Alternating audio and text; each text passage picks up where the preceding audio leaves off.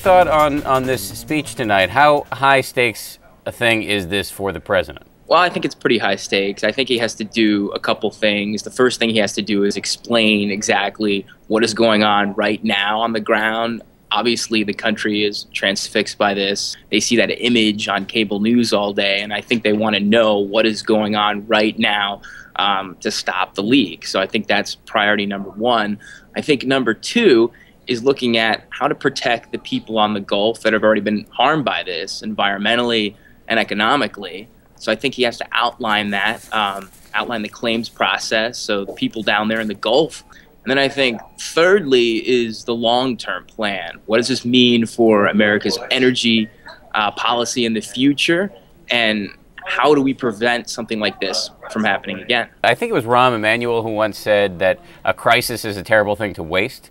Is there any way that the president could actually turn this thing to his advantage?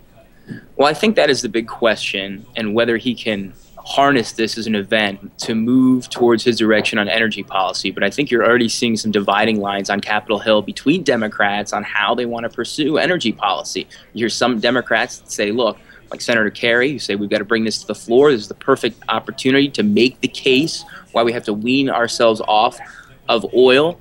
You have other Democrats, some of them vulnerable, some of them heading into a tough re-election year, who say this is not the time to do this. We had an internal memo that came out here at ABC this morning that I found really interesting. Our polling director, Gary Langer, points out that Obama's popularity ratings haven't actually been hurt by this disaster thus far. Does that surprise you?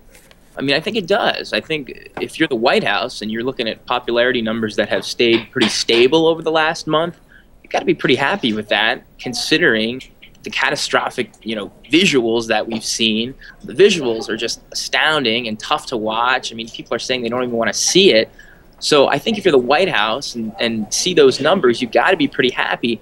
But again, if this continues to go on, if we are into July, into August, if the president is able to withstand that, that's pretty remarkable. So, David, it sounds to me like you sashayed up to the line of a prediction there. You seem to be saying that if this spill continues unabated, that the president is not going to be able to keep his popularity ratings even. I would be very surprised to see no popularity dip of the president if this continues into July and August. It would be pretty remarkable to not take any of a hit.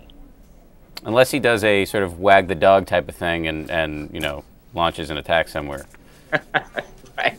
Well, I guess. This is one of those questions that involves government, it involves private industry, it involves a mile down deep into the sea, which most people don't understand, except the smartest people, in the world. So it's really tough, and it's out of his hands in many ways, but, he's got to show command and control. That's what you continue to hear. He's got to show leadership. That's what people want to see.